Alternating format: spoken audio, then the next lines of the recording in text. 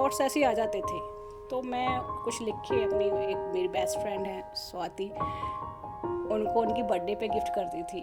Ma'am आगे का क्या प्लान है और नेक्स्ट ये ऐसे ही बुक लिखेंगे या एज ए हस्बैंड के लिए अगर 2 लाइन अगर कोई कहना चाहे कि भी हाँ। सर मैंने पूरी बुक लिख ली अपने हस्बैंड के लिए। सो मैम ऐसा कोई अपना लाइफ का कोई ऐसा वर्स्ट एक्सपीरियंस कभी फील हुआ हो? सर मेरी लाइफ का सबसे वर्स्ट एक्सपीरियंस था, और भगवान करे ऐसा एक्सपीरियंस कोई ना ले, कोई मेरा दुश्मन भी ना ले, वो था मेरा प्रेगनेंसी टाइम। जब मुझे पहली बार मेरे कानों में डॉक्टर शैली सुनाई दिया, बस वही एक्सपीरियंस था कि यही तो मेरे बचपन का सपना था। नमस्कार, शैली जी हैं, उत्तर प्रदेश हापुड़ डिस्ट्रिक्ट से हैं और मैम राइटर हैं और साइकोलॉजिस्ट। काफ़ी अच्छी एजुकेशन होने के बाद भी ये पता नहीं लिखने का मैम को कहाँ से आइडिया आ गया, और बहुत अच्छी 2022 के अंदर एक ज़बरदस्त सच्ची ब्यूटीफुल बुक मैम ने लिखी थी, तुम पढ़ी लिखी सी और मैं अनपढ़ सा। और आज मैम हमारे पॉडकास्ट, हमारे इंस्टीट्यूट आज विज़िट किए हैं मैम अपनी तस्वीर प्रीत की। तो आज डिस्कस करते हैं और पॉडकास्ट को आप अंत तक देखिए। सच्चे इंटरेस्टिंग इमोशनल, आज के ज़माने में प्यार मोहब्बत पे अगर कोई लिखना यानी बहुत बड़ी बात होती है, लोगों के पास समय ही नहीं है, और मैम ने इतना अच्छा अपना दिल से एक किताब लिखी है जो वैसे मेरी बायो के अंदर लिंक है, आप बाई कर सकते हैं। एंड तक इस वीडियो को देखोगे तो आपको समझ में आ जाएगा बुक क्यों लेनी चाहिए। सो नमस्कार और हमारे पॉडकास्ट में स्वागत है ma'am. Thank you so much. पहले तो आपने हमारे पे ट्रस्ट किया और ये बुक बहुत ही अच्छी लगी, तस्वीर प्रीत की। और पहले मैं इस बुक से तो पहले मैं चाहता हूँ कि आप अपना परिचय हमारे ऑडियंस, बहुत सारी ज़बरदस्त ये मेरी जो ऑडियंस है ना मैम, ये काफ़ी टाइम से मेरे से जुड़ी हुई मेरे स्टूडेंट रहे हैं और मेरे कम्युनिटी से, विश्वकर्मा कम्युनिटी से, उत्तर प्रदेश, यानी काफ़ी लोग सुनते हैं और देखते हैं। आपके वहाँ से काफ़ी ऑडियंस है, मेरी 80% ऑडियंस उत्तर प्रदेश से है। Thank good. सो आपका परिचय थोड़ा सा मैम लाइक। नाम तो आप मेरा जानती हैं कि मेरा नाम शैली अग्रवाल है और मैं हापुड़ ज़िले के प्लखवा कस्बे से आती हूँ। ओके। प्लखवा बहुत ज़्यादा फेमस नहीं है, हाँ, लेकिन हैंडलूम नगरी के नाम से इंडस्ट्रीज़ बहुत बड़ी है वो, कि पूरे ऑल ओवर इंडिया में हम जो बेडशीट्स बिछाना ओढ़ना करते हैं वो सब वहाँ से, लुधियाना से ही आती हैं। Very nice. और सब लोग वाकिफ़ ही होंगे, वहाँ प्रख्यात कवि डॉक्टर कुमार विश्वास, माय गॉड, वो भी मेरे ही कस्बे प्लखवा से आते हैं। तो हमारे जो तार जुड़े हुए हैं वो प्लखवा से, तो मेरे रूट्स कभी हट ही नहीं सकते कि मेरा जन्म स्थान है वो। बाकी मेरी एजुकेशन जो ग्रेजुएशन तक हुई थी वो भी प्लखवा से ही हुई थी। ओके। मैं साइकोलॉजिस्ट थी, उसके पीछे भी था कि मुझे ना बचपन से ना डॉक्टर बनना था, मतलब एक ही एम था कि मेरे को डॉक्टर बनना है। मैं पापा से मम्मी से, मुझे तो अपना क्लिनिक खोलना है, डॉक्टर ही बनना है। बट जब मैंने साइंस साइड पढ़ी तो मुझे समझ में ही नहीं आया बायो। और ऐसा लगा कि बस मेरा सपना तो गया, डॉक्टर तो मैं बन ही नहीं सकती। ये कौन से सन की बात है जो डॉक्टर वाली है? हाँ, ये तो बचपन में जैसे होता है ना, बच्चों से पूछते हैं तुम्हें क्या बनना है, क्या तो कोई कुछ कहता है, तो मैं डॉक्टर के अलावा कुछ बोलती ही नहीं थी। मेरा कभी वहाँ से ट्रैक ही नहीं मतलब मिस हुआ कि डॉक्टर ही बनना है बस मेरे को। तो वेरी क्लियर कि मुझे तो डॉक्टर शैली ही बोलना है। फिर जब हम 12th में पढ़ रहे थे तो मुझसे एक मेरी हिंदी टीचर थी, उन्होंने कहा कि शैली अगर तुम्हें कभी साइकोलॉजी पढ़ने का मौका मिले ना, तुम कभी मिस मत करना। मुझे नहीं पता कि उन्होंने वो कैसे कहा, या सरस्वती जी उनकी जिह्वा पर उस समय विराजमान थी। तो फिर जब मेरे कस्बे में हमारा जो वो था ग्रुप ग्रेजुएशन का, वो फर्स्ट था, गर्ल्स कॉलेज खुला था और हम लोग फर्स्ट बैच थे, और वहाँ इत्फाकन साइकोलॉजी सब्जेक्ट आया। तो उसमें से मैंने साइकोलॉजी, हिंदी और इकोनॉमिक्स का सिलेक्शन किया। ग्रेजुएशन की साइकोलॉजी से। साइकोलॉजी तो मेरा समझो पहला प्यार, मतलब मैं बिल्कुल एकदम साइकोलॉजी में डूबी रहती। जो भी काम किया आपने प्यार से ही किया है। हाँ। कि मुझे फिर मैं घर पे जब ग्रेजुएशन हो गया तो घर पे कहा कि मुझे अब पोस्ट ग्रेजुएशन करना है साइकोलॉजी से। अब प्रॉब्लम क्या है कि पूरे डिस्ट्रिक्ट में साइकोलॉजी एमए से करने के लिए सिर्फ एक ही कॉलेज हुआ करता था, गाजियाबाद में एसटी कॉलेज, या फिर हमारे ज़िले में गाजियाबाद में, फिर मेरठ में। उसमें दूसरी प्रॉब्लम क्या थी, लिमिटेड सीट थी, 20 स्टूडेंट।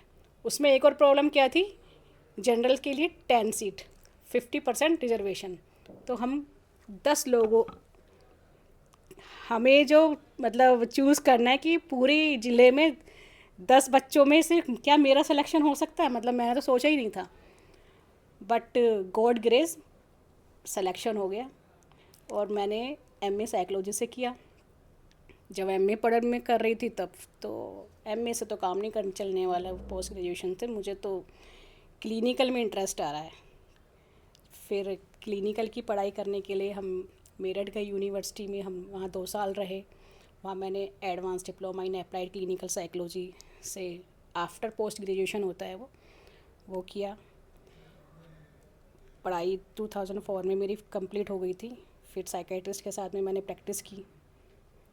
डॉक्टर इंद्रजीत शर्मा जी थे साइकेट्रिस्ट जो हापुड़ में आते थे, उनकी प्रैक्टिस के करते करते ही 1 साल में मैंने अपने तिलक नर्सिंग होम था वहाँ पे अपना चैम्बर स्टार्ट किया। चैम्बर में अपनी सेल्फ प्रैक्टिस स्टार्ट की और तभी मुझे ऑफ़र आया था नाको के project UP sex Uttar Pradesh state AIDS control society के अंतर्गत HIV एड्स का प्रोजेक्ट चल रहा था। तो वहाँ पे मुझे एज ए काउंसलर। ये कितने साल सफ़र चला ये सारी चीज़ें 2 से ढाई साल चली। ओके। ज़्यादा नहीं चली, 2 से ढाई साल चली, but 7 days I was worked. 7 days मैं 6 डेज़ अपना नाको प्रोजेक्ट में एज ए काउंसलर वहाँ पे गाजियाबाद जाती थी। और बड़ा चैलेंज होता है ये सब्जेक्ट। मुझे बड़ा मज़ा आता था। मुझे उस समय तो ये फील ही नहीं होता था कि अरे कोई छुट्टी नहीं है। 7वें दिन संडे को मैं क्लिनिक आती थी और मैं रात को 9 बजे घर पहुँच रही हूँ, 8 बजे घर पहुँच रही हूँ, फिर मंडे को फिर ऑफिस जाना है। बट मुझे ना, क्योंकि ये सब कुछ मेरे जो मैं चाहती थी वही सब कुछ हो रहा था। मेरे पापा को बहुत फ़क्र होने लगा था कि उनसे जब लोग कहते थे कि आपकी बेटी तो ये सब कर रही है। और कॉलेज की मैं एक डिबेटर हुआ करती थी, तो सब लोग मुझे वहाँ पे, ज़्यादा बड़ा तो शहर था नहीं, तो सब लोग जानते थे। तो वो जब फ़क्र से कहते थे ना कि, और घर में फ़ोन आता था कि डॉक्टर शैली से बात करनी है, उनसे अपॉइंटमेंट लेना है। जो भी मेरे क्लाइंट थे, जो मेरे पेशेंट्स थे, तो घर पे किसी ने फ़ोन उठा लिया तो उनको बड़ा फ़क्र सा फील होता था। तो फिर 2009 में मेरी शादी हो गई और मैं बेंगलोर आ गई। तो बेंगलोर में भी ये एज ए साइकोलॉजिस्ट रहे या ये मैं तो ये जानना चाहता, बड़ा इंटरेस्टिंग, यानी एक डॉक्टर साइकोलॉजी, ये नहीं कहाँ से ये बुक वाले सफ़र में कहाँ शिफ्ट हो गए बेंगलोर में आप, और ये इतना लेट कैसे आइडिया आया 2009 से? ये आपकी बुक पहली बुक आई 2022 में। यस। तो 10 से 12 साल का सफ़र बेंगलोर के अंदर कैसा, लाइक बेंगलोर एंजॉय कर रहे हैं आप? बेंगलोर तो नहीं सर, मैं हाँ एंजॉय करती हूँ। स्टार्टिंग में नहीं करती थी, रोया करती थी कि कहाँ आ गए हम, कहाँ फंस गए यहाँ। हाँ यहाँ तो कोई है ही नहीं। और मैं तो ना बहुत ज़्यादा एकदम बिंदास लड़की, बोलना चालना पसंद है मेरे को, लोगों का सुनना पसंद है। और सबसे ज़्यादा लैंग्वेज का प्रॉब्लम आने लगा था फिर यहाँ पे उस समय। तो अब तो सब लोग हिंदी इंग्लिश सब बोलते हैं, बट धीरे धीरे यहाँ के वातावरण ने एक्सेप्ट कर लिया, एडॉप्शन मैंने भी कर लिया। बट लिखने का तो हाँ, वो कहते हैं ना कि परिवर्तन प्रकृति का नियम है, तो वही शायद मेरे पे लागू हो गया। और लॉकडाउन में आपको ये हिट कर गया कि भाई हमें एक राइटर, एक ऑथर या एक बुक लिखनी चाहिए, ये किसी का आइडिया है या आपके दिल की आवाज़ है? नहीं, जब मैं पढ़ा करती थी ना, तो मैं कभी कभी मेरे दिमाग में कुछ ना कुछ थॉट्स ऐसे आ जाते थे, तो मैं कुछ लिख के अपनी, एक मेरी बेस्ट फ्रेंड है स्वाति, उनको उनकी बर्थडे पे गिफ्ट कर दी थी, कुछ लिख के दे दिया, बस इतना ही। और सिर्फ कुछ स्वाति जी कोई करती थी या और भी नहीं, मैं बस मेरी अभी भी वो मेरी 30 साल से वो मेरी फ्रेंड है, और उसमें बुक में उनका नाम भी है। वो मुझे बहुत इंस्पायरिंग, मतलब शी इज़ अ लॉयर, बहुत ज़्यादा वो लिखने करने के लिए उन्होंने हमेशा मुझे प्रेरित किया है। और मैं जो भी कुछ लिखती हूँ सबसे पहले उसको भेजती हूँ, बता भाई कोई गलती है तो बता, कोई शब्द इधर उधर तो नहीं करना, क्योंकि उसका पढ़ने का बहुत शौक है उसे। और आपको लिखने का क्या कॉम्बिनेशन है? वो ऐसी फ्रेंडशिप होनी चाहिए, एक को लिखने का शौक और एक को पढ़ने का शौक, फिर तो बुक बनी जाएगी मुझे लगता है। हमारी 30 साल से दोस्ती है, और दोस्ती भी शायद वही होती है जो दूरियों में भी बनी रहे, कुछ फ़र्क नहीं पड़े कि हम मिल रहे हैं कि नहीं मिल रहे हैं। तो वो तो बोलती हैं कि शैली, अगर किताबें हमें पढ़ने का शौक़ है, हम किताबें पढ़ रहे हैं, तो इससे अच्छी हमारी कोई दोस्ती नहीं है। तो वो बहुत पढ़ती हैं, तो उनको मैं लिखा करती थी और हर साल वो मेरा वेट करती थी कि आज इस बार बर्थडे पे तो कुछ लिखा ही नहीं तुमने, मुझे और कोई गिफ्ट नहीं चाहिए, तो मुझे कुछ लिख कर दो। तो बस इतना ही था और कुछ नहीं। सो ये शादी हो गई, फिर तब भी मेरे दिमाग में कुछ नहीं था लिखने को लेके। फिर फैमिली में हम रम गए, जम गए। तो किक हुआ था मुझे 2018 में कि मैंने धीरे धीरे ऐसी मैं लेटे लेटे कुछ सोच रही हूँ और वो मैंने लेखबद्ध कर दिया। कोरोना टाइम में मुझे ये किक मिली थी जब मैंने कोयल लिखी थी लॉकडाउन में। हर दिन जहाँ हम रहते थे हर मिनट सिर्फ ट्रैफिक का शोर रहता था, सिर्फ ट्रैफिक, ची ची पै पै, इधर से इधर उधर से उधर। बट आपने ध्यान दिया होगा कि लॉकडाउन में कोयलों की आवाज़ आने लगी थी, पहली बार चिड़ियों की, हाँ, पक्षियों की आवाज़ सुनी हमने। मोर की आवाज़ आती थी। तो वो जो आवाज़ थी ना डेली जो सुनने को मिलती थी, तो बस लग रहा था कि कोयल ना हमसे कुछ कह रही है कि देखो तुमने तो मेरे आशियाने थे तुमने छीन लिए, जो ये पेड़ वगैरह थे सबने काट डाले, और आज तुम अंदर कैद हो, मैं बाहर उड़ रही और हम हूँ। आज़ाद हो गए। तो वही मैंने लॉकडाउन स्पेशल लिखा। फिर वहाँ से ही मेरी ये फर्स्ट बुक में पोइट्रीज़ आपको ज़्यादा मिलेंगी, और वो पोइट्रीज़ ये थी कि सच्ची रहती थी कि जो भी मेरे को एक्सपीरियंस अनुभव होते थे वो मैं शब्दों में उतार लिया करती थी। सुपर। इतिहास रच दिया। हम रहें या ना रहें, ये किताबें हमेशा रहेगी, सदियों सदियों आपको याद किया जाएगा। और जब भी बुक पढ़ा जाएगा तो शैली अग्रवाल को याद किया जाएगा। सच ए अरे ब्यूटीफुल बुक। सर और थैंक यू। मुझे इस बुक के अंदर ये सबसे पहले तो मुझे ये टाइटल बड़ा प्यारा सुंदर सा लगा, तुम पढ़ी लिखी सी मैं अनपढ़ सा। इसके बारे में कुछ अगर कहना चाहें हमारे पॉडकास्ट के माध्यम से, ये आपको दिल में कहाँ से किक, या इतना बड़ा ब्यूटीफुल नेम। कभी कभी एक पिक्चर की स्टोरी इतनी अच्छी नहीं रहती बट उसके नाम से वो पिक्चर चल जाती हैं। जैसे मेरी एक फेवरेट मूवी, तो मैंने इतने हज़ारों लाखों मूवी के नेम है, बट एक मूवी है कि ज़िंदगी ना मिलेगी दोबारा। हाँ, अभी उस पिक्चर में इतना कुछ नहीं था बट दैट नेम इज़ उसका like such a beautiful name, heart touching. Correct. ज़िंदगी ना मिलेगी दोबारा। तो वैसे के वैसे इतना, यानी बुक एक वर्ड में भी ख़त्म हो सकता है, बट आपने तुम पढ़ी लिखी सी मैं अनपढ़ सा, इसके बारे हाँ, में कुछ।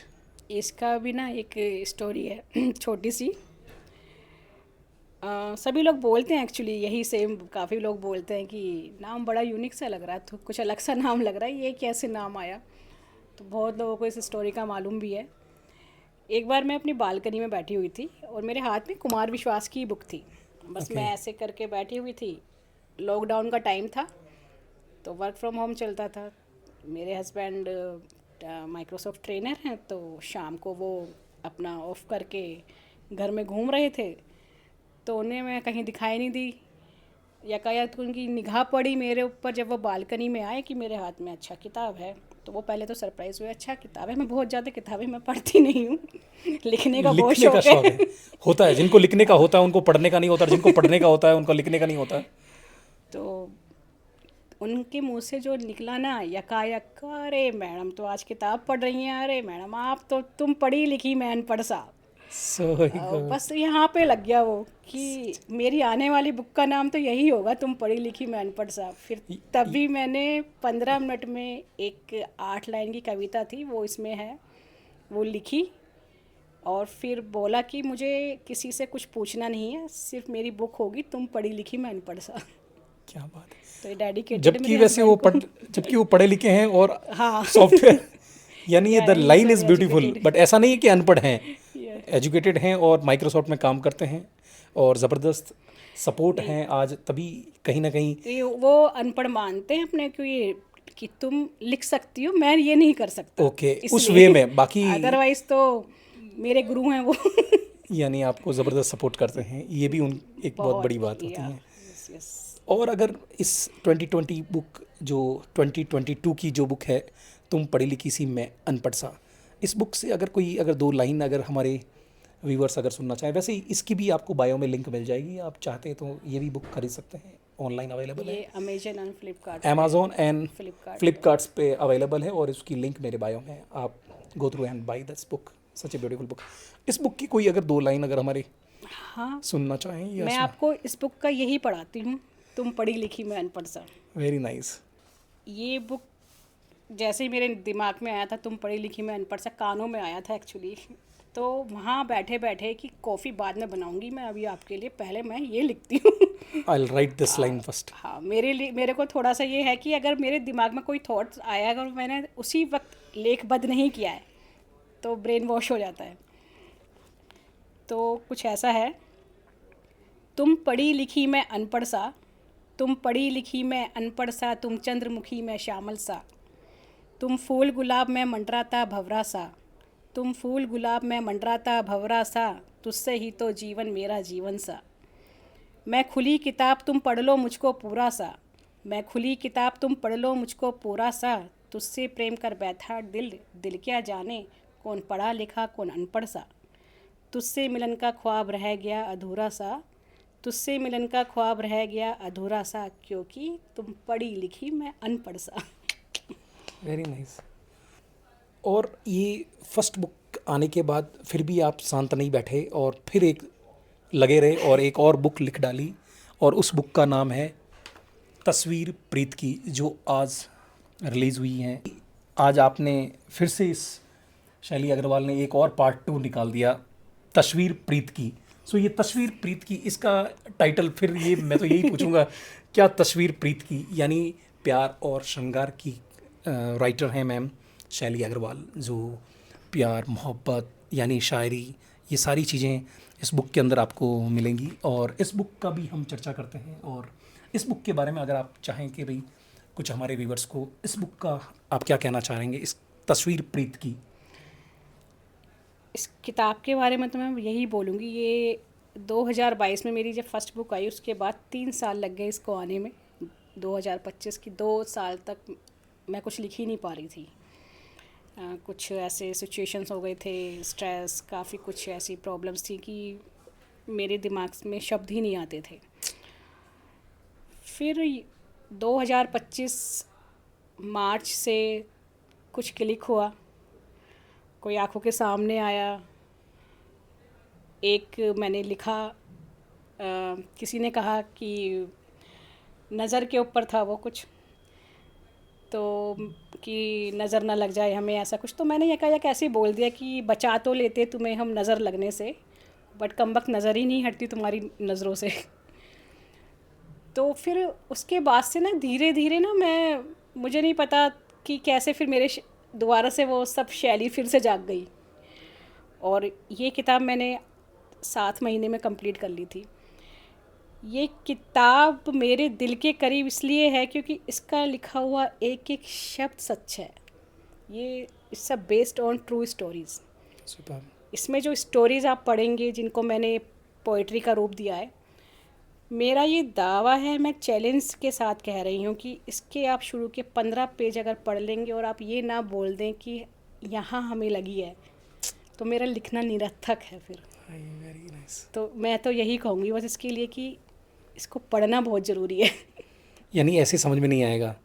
और मैं चाहता हूँ कि अगर 2 लाइन इसकी कोई अगर जो आपके दिल के बहुत करीब है, वो अगर बोलना चाहें तो हमारे इस तो हर लाइन मेरी इस किताब दिल के करीब है, दिल के करीब है। पर फिर भी आप क्या सुनना चाहते हैं? कोई मेरी स्टोरी सुनना चाहते हैं, कोई शायरी सुनना चाहते हैं? कोई भी जो आपके दिल के सबसे करीब 2 लाइन है जो तस्वीर प्रीत की बुक से हैं, कि भाई ये 2 लाइन हमारे व्यूवर्स को आज पॉडकास्ट के माध्यम से घर बैठे, वैसे ही मुझे लगता है ये मंगवा लेंगे और कंफर्म पूरी बुक पढ़ेंगे। इस बुक में आप हर जगह कहीं ना कहीं प्रीत देखेंगे तो कहीं तस्वीर देखेंगे। हर शब्द में आपको प्रेम, प्रीत, दुख, आंसू सब कुछ नज़र आएंगे। जैसे कि खामोश लबों से चर्चा तेरी, खामोश लबों से चर्चा तेरी कलम करती है मेरी, ताल्लुक़ नहीं है तुझसे फिर भी तलब है तेरी, तुझ में और मुझ में क्या फ़र्क रह जाए, तुझ में और मुझ में क्या फ़र्क रह जाए, अगर तुझ जैसा मन भी मेरा हो जाए। तो इस तरह से ये मेरे कुछ कलम इश्क के नाम से 2-2 लाइन की है। कुछ इसमें आप 4 लाइन की शायरी देखेंगे। बाकी एक कोई फेवरेट आपकी वन ऑफ द बेस्ट शायरी जो हो, आज एक शायरी हो जाए हमारे। मैं हर मंदिर, मस्जिद, चर्च, गुरुद्वारे जाने को तैयार हूँ, मैं हर मंदिर मस्जिद चर्च गुरुद्वारे जाने को तैयार हूँ जहाँ तुझे भुलाने की दुआ पढ़ी जाए। चाहत थी तू रहे बनकर सकूने इश्क मेरा, चाहत थी तू रहे बनकर सकूने इश्क मेरा, पर ये इश्क के दर्द अब और ना सहा जाए। सुपर। और एक मैंने पंच तत्व के नाम से एक पोइट्री लिखी थी जो मैं सुनाती हूँ आपको। भूमि गगन वायु अग्नि नीर, जो ये 5 तत्व हैं, भूमि गगन वायु अग्नि नीर, पंच तत्व में एक दिन यह शरीर समा जाएगा। जीवित रहेगा बस प्रेम मेरा जो तुझ संग प्रीत निभाएगा। Very nice. एक दिन हृदय गति मंद पड़ जाएगी, एक दिन हृदय गति मंद पड़ जाएगी, आँखों को भी गहरी नींद आएगी। बस स्पर्श होगा हवाओं में प्रेम मेरा, बस स्पर्श होगा हवाओं में प्रेम मेरा, वो हर दिन तुझ संग प्रीत निभाएगा, वो हर दिन तुझ संग प्रेम प्रीत निभाएगा। भूमि के स्पर्श में, भूमि के स्पर्श में, आकाश की वर्षा में, वायु की खुशबू में, अग्नि की तपन में, नीर की प्यास में, तुझे हर पंच तत्व में मेरा प्रेम नजर आएगा। ये प्रेम है, ये प्रेम है, हर क्षण तुझ संग प्रेम प्रीत निभाएगा। Very nice. आगे का क्या प्लान है मैम नेक्स्ट, यानी प्यार मोहब्बत या श्रृंगार की शायरी और ऐसे ही बुक लिखेंगे या और भी कुछ नेक्स्ट आपका प्लान? हाँ, आगे मुझे राइटिंग नहीं छोड़नी है क्योंकि ये मेरा सुकून बन चुका है। मैं कुछ भी अगर 2 लाइन लिख लेती हूँ तो मेरा पूरा दिन एक खुशी नुमा वाला जाता है। सुपर। तो मैंने सोचा है अभी कि आगे जो मुझे लिखना है ना, वो मुझे सब सच लिखना है। मतलब कि अभी थोड़ा सा मेरे दिमाग में है कि मैं गीत लिखना चाहती हूँ, वेरी नाइस। और वो सारे एक्सपीरियंस जो डेली में हम महसूस करते हैं, अनुभव करते हैं। आज मैंने आपसे बात करी तो उसके बाद जो मेरे को अनुभव हुआ, या आज का जो दौर था, आज का जो दिन था, वो सारी चीज़ें मैं अपनी कोरे कागज़ों पे कलमबंद करना है मेरे को, कि वो सारे एक्सपीरियंस एक जो पढ़े तो बस वहाँ निकले कि यहाँ से निकला है। सही है। तो मुझे आगे है कि मैं गीत लिखना पसंद करूँगी, कि मैं कुछ अलग लिखना चाहती हूँ। कि शायरी तो मेरे से कभी छूट नहीं सकती, बट हाँ, शायरी के अलावा मैं स्टोरीज़ लिखना चाहूँगी, कि मैं ट्रू स्टोरी लिखूँ। सो लव राइटर, प्यार पे लिखने वाली मैम, सो ये आपका लव मैरिज और arrange marriage, how it is like your life, यानी फैमिली सपोर्ट, और ये कभी उनको ऐसा नहीं होता क्या सारे दिन आप लिख रही हैं और लाइक? नहीं, अगर आप मैरिज की बात करें तो मेरी टिपिकल वाली अरेंज मैरिज है। My God. अरेंज मैरिज के बाद वो लव हो गया। 30 दिन में हमारा सब कुछ, जिसे कहते हैं ना, चट मंगनी पट गया। तो अगर बात की जाए तो ऐसा था। बड़े सपोर्टिव हैं आपके हस्बैंड। हाँ, वो तो हैं, आई एम सो लकी। बाकी ऐसा नहीं है कि मैं पूरे दिन लिखती रहती हूँ, पूरे दिन लिख भी नहीं सकती। जब थॉट्स आते हैं तो हाँ, उन थॉट्स को वो मेरे से गुम ना हो जाए तो उन्हें बचा कर रखती हूँ। कि अगर सपोज़ कि मैं सो रही हूँ, और कभी कभी ऐसा होता है कि, मतलब ये मैं आपको अपने ट्रू एक्सपीरियंस ही बता रही हूँ, कि मेरे को रात को ठीक से नींद नहीं आ रही है, या मेरी आँख लग गई, सो चुकी हूँ मैं, और सोते सोते ना कुछ शब्द मेरे दिमाग में आ रहे हैं। यू कांट बिलीव कि मैं रात को 2-2 बजे उठी हूँ और उनको मैंने लिखा है। और एक स्टार्टिंग में तो हस्बैंड ने बोला कि क्या हो गया, उनको लगा कि पता नहीं क्या हो गया। उनका नहीं, कुछ ना थॉट्स आ रहा था, मुझे वो लिखा है। तो अब तो उनको आदत हो चुकी है, अच्छा कुछ ना कुछ दिमाग में चल रहा होगा, नहीं लिखेगी तो सुबह तक वॉश हो जाएगा। तो और मैंने बीच में 2 साल लिखना बंद भी कर दिया था। और ये तो अब मुझसे ज़्यादा उनको पसंद आने लगा है, क्योंकि जब भी मैं कुछ लिखती हूँ सबसे पहला हस्बैंड के व्हाट्सएप पे जाता है। जब तक वो थम्स अप नहीं कर देते, अगर उन्होंने कुछ नहीं कहा है तो समझ ले शैली कहीं गड़बड़ है, अब इसको ठीक कर। और अगर थम्स अप बोल दिया, कुछ हार्ट बना दिया, कुछ अच्छी स्माइली बना दी, तो वाह वाह, फिर तो मैं उसको पूरे दिन पढ़ती रहती हूँ। शैली अग्रवाल प्यार पे इतनी बुक्स लिखती हैं, so is like love marriage और अरेंज मैरिज? सर, ये टिपिकल वाला अरेंज मैरिज था, चट मंगनी पट बिया। ओके। 30 दिन में ही हमारा, हमने फर्स्ट टाइम जब देखा से लेके और जब शादी के दिन तक ओके 30 दिन का ही टाइम मिला था। ओके तो ये अरेंज मैरिज थी। ओके हमारे यहाँ एक बुक आती है अग्रसेन समाज की, जैसे कि अभी मैट्रिमनी साइट्स हैं, उस समय पे अग्रसेन समाज की बुक आती थी जिसमें कपल्स के बायोडाटा वगैरह होते थे। सुपर तो पता नहीं मेरे पापा ने किया था वो, मैं तो इस बात से जानती ही नहीं थी, या ताऊ जी थे उसमें अग्रसेन समाज में, वो बुक घर पे ले आए थे और मुझसे बोला कि कोई देखो आप। मैं मुझे शादी ही नहीं करनी थी, मतलब शादी करनी थी मगर मेरा टाइम पूरा ना अपने करियर पे था। मैं शादी थोड़ा की डिले, अभी नहीं, अभी ऐसे करती रहती बट थी। कहीं ना कहीं था डिसीजन लेना है, चलो ले लेते हैं और शादी। बट मैंने तो चूज़ ही नहीं किया था, मेरे भैया ने उस बुक में से इनको सेलेक्ट किया। ओके वो गए। बट वो सही है सिलेक्शन के भैया। मैं तो सही बोलूँ तो मैंने तो बोला कि नहीं मुझे नहीं पसंद, हाइट छोटी है उनकी। बोले हाँ तुम तो अमिताभ बच्चन हो ना। तुम भी तो छोटे हो।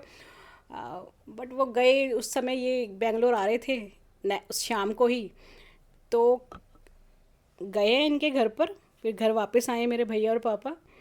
बोले कि यार लड़का, उनकी पूरी फैमिली तो बेंगलोर जा रही है, उसका बस कुछ दिन की छुट्टी के लिए आए हुए थे। तो बात ख़त्म। ओके प्यार किताबों में ही है या रियल नहीं लाइफ में भी है?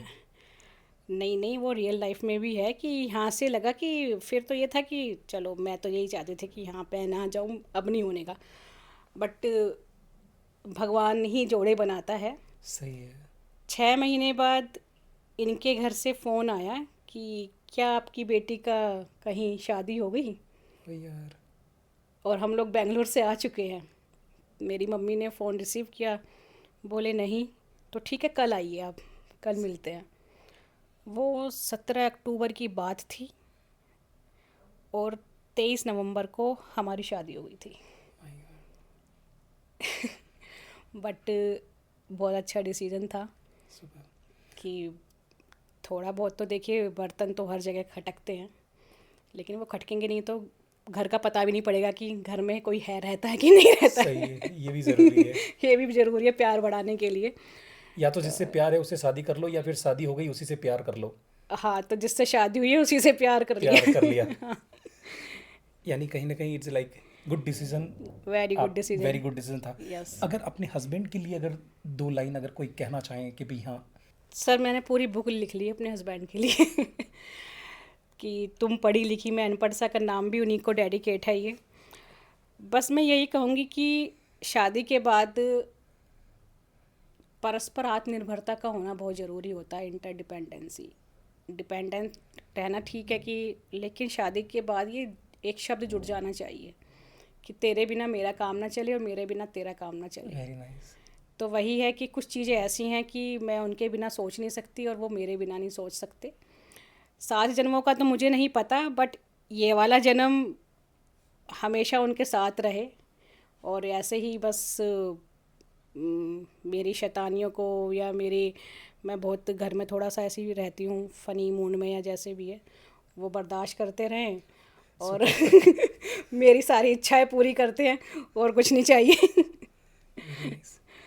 सो मैम, ऐसा कोई अपना लाइफ का कोई ऐसा वर्स्ट एक्सपीरियंस कभी फील हुआ हो, पता नहीं कहाँ, ऐसा कोई?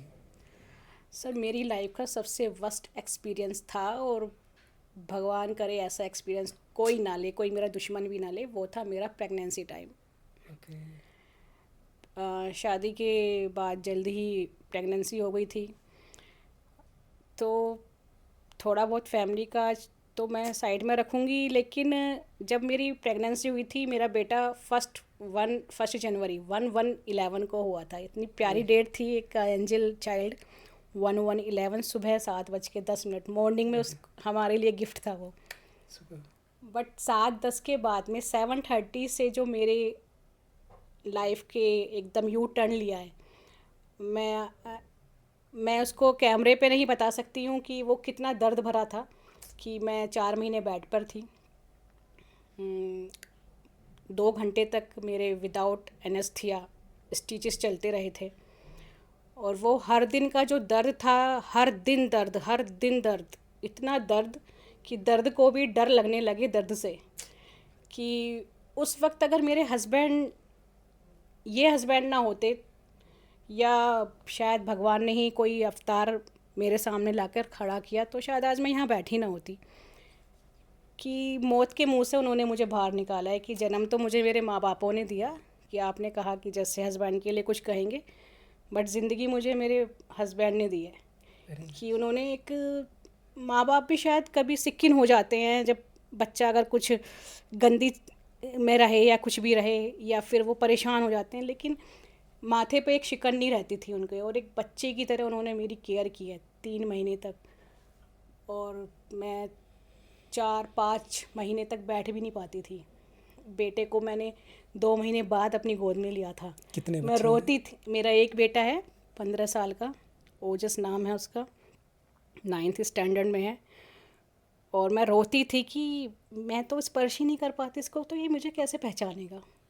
बट भगवान, सब वो बुरा टाइम भी निकल जाता है, अंधेरे के बाद में उजाला आना ही होता है, तब तब के ही सोना चमकता है।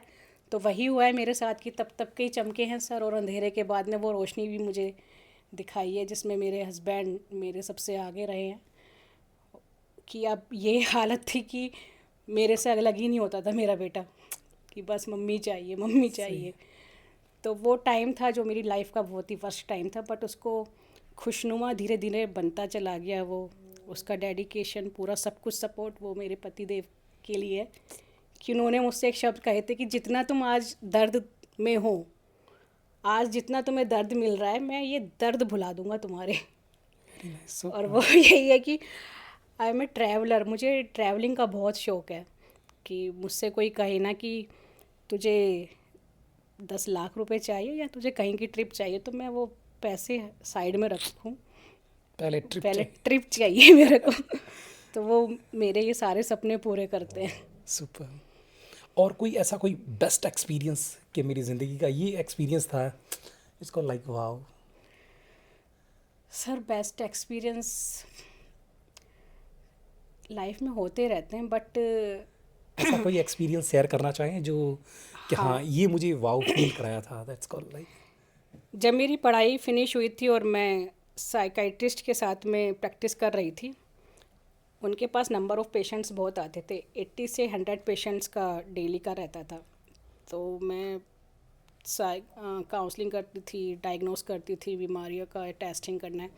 जब मुझे पहली बार मेरे कानों में डॉक्टर शैली सुनाई दिया, सुपर। बस वही एक्सपीरियंस था कि यही तो मेरे बचपन का सपना था। सपना था। अब कोई ये तो नहीं कहेगा कि मनोवैज्ञानिक शैली, सब लोग, वो शब्द जो था डॉक्टर, वो मेरे लिए अमेजिंग था। सुपर। और ये पॉडकास्ट के अंत के अंदर अगर मेरे इस व्यूवर के अंदर बहुत सारे, आजकल एक नया शब्द चला है पापा की परी, सो ये पापा की परी के लिए अगर कोई 2 शब्द हो जाएंगे क्या कहना चाहेंगे इनकी, लाइक आज की जनरेशन के लिए या इनके? सर ये बात तो सही है कि आज एक स्लोगन बना दिया है, पापा की परी। माँ के लाडले हैं तो पापा की परियां भी हैं। बट ये भी सच है सर कि हर पिता के लिए ना उसकी बेटी परी ही होती है। बिगड़े हुए अगर माँ के लाडले हैं तो, और ऐसे भी हैं माँ के लाडले जो बहुत अच्छे हैं, प्राउड फील कराया प्राउड उन्होंने। फील कराया उन्होंने, तो वैसे ही पापा की परियां भी, सारी परियां ख़राब नहीं होती। मैं भी अपने पापा की परी थी। कुछ उड़ान। तो पापा की परियों के लिए मैसेज सर यही है कि पापा की परियों को जो पंख मिले हुए हैं वो उड़ान भरने के लिए मिले हुए हैं, कि तुम ऐसी उड़ान भरो कि जिससे हमें फ़क्र महसूस हो। कि सुपर। जब उनकी आँखों में वो फ़क्र वाला चमक दिखती है ना, उसके बाद कुछ और चाहत ही नहीं रहती। तो उन पंखों को सही दिशा में वो लेकर जाएं। लड़कियों की एक मर्यादा होती है और ये सच है, और इसे स्वीकार करना पड़ेगा। कि कंपैरिजन करते हैं कि हाँ लड़के लड़कियां से कम नहीं हैं, या वो बात सब कुछ ठीक है, बट भगवान ने लड़कियों को बहुत सुंदर बनाया है। तो अपनी उस सुंदरता को, अपने उस वरदान को एक मर्यादा में रखें, जिससे कि आप खुद को भी प्राउड फील हो, तुम्हारी फैमिली को भी प्राउड फील हो। Very nice. उस छूट का, उस प्यार का गलत फ़ायदा ना उठाएं। सो अग्रवाल समाज के लिए भी एक प्राउड मोमेंट, आज आप हमारे पॉडकास्ट पे आए और अपना एक्सपीरियंस, ज़बरदस्त दिल से बातें शेयर की और कहीं ना कहीं आपके दिल को भी छुई होंगी। इस बुक का लिंक मैंने बायो में रखा है, आप ज़रूर एक बार चाहें तो उसे ख़रीद सकते हैं और अपने फ्रेंड्स, रिलेटिव को ऐसी कोई गिफ्ट कीजिए यानी वो भुला ना पाए, और हो सकते हैं किसी के दिल के तार फिर से एक बार जुड़ जाएं। बहुत अच्छे प्रीत की हर पन्ने पे आपको प्यार, लव, मोहब्बत। शैली अग्रवाल यानी एंटायर इंडिया में अग्रवाल समाज के लिए एक प्राउड मोमेंट मुझे लगता है। एक बार शैली मैम के लिए लाइक बनता है, शेयर बनता है। अपना कमेंट्स, ओपिनियन ज़रूर कमेंट्स में रखिए और शेयर कीजिए अपने फ्रेंड्स एंड फैमिली के साथ। Finally thanks for watching this video. Love you all, bye, take care, नमस्कार।